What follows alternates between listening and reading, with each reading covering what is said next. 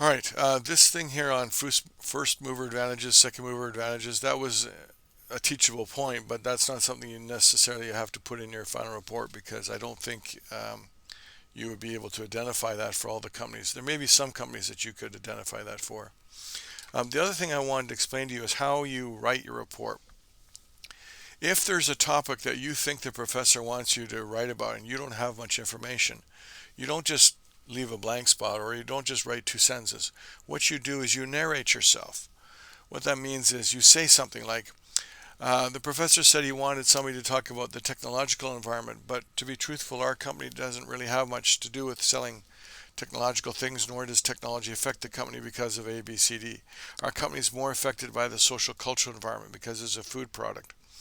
Or our company is more affected by the political, legal, regulatory environment. So what you're doing is you're explaining why a heading doesn't have a lot of information instead of just leaving it blank or leaving it thin. It's kind of like explaining to people why I didn't do something instead of just telling them you didn't get it done. All right?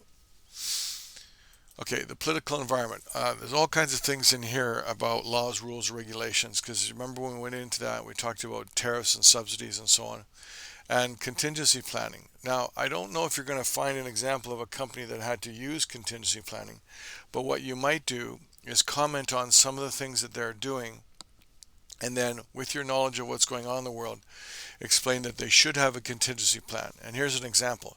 You might say, because of the world and how it's laid out right now with Ukraine and Russia, that the company should have a contingency plan to route the airplane traffic flight routes to not go over Russian airspace right now and have to go a different route to get from Asia to Europe, as an example. So you wouldn't be able to necessarily spell out the details of a contingency plan for that, but you should be able to note that because of this problem, you need to develop some contingency to relieve the ability to be able to do that effectively.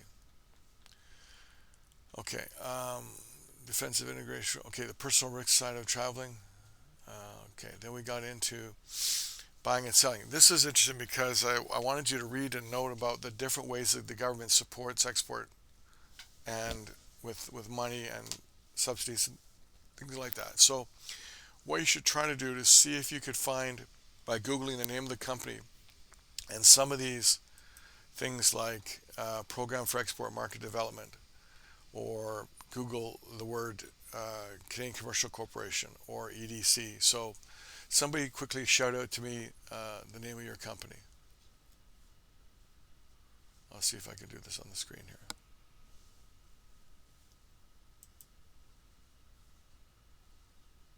Anybody? Just give me the name. McDonald's? Okay. So let's just go back to the. No, I don't think McDonald's would be a good example because they would be overqualified for this. This is only for medium and small size companies.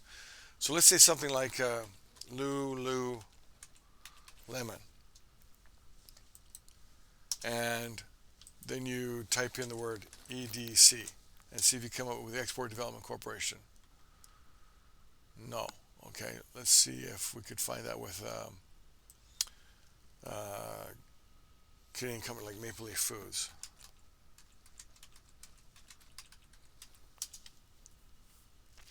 Nah, it did work. Okay. All right, so that's something you might put in. Tariffs, government influence on trade, subsidies, dumping.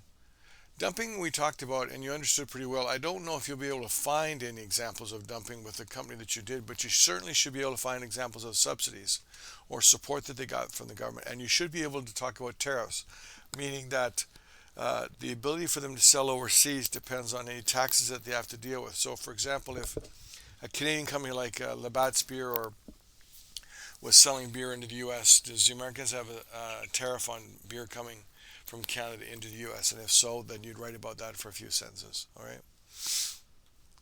Okay.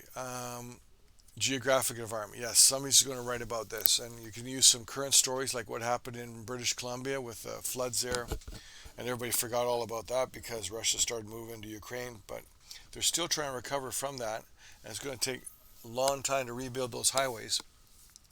And that was a big thing in Canada at the time because it meant that a lot of stuff that we exported to the Pacific that went through Vancouver couldn't because all the roads were clogged up. So you could have talked about how your company may have been affected, not just by that situation, but any situation around the road where there's a earthquake or something like that that caused the transportation system affecting your company to be made more difficult.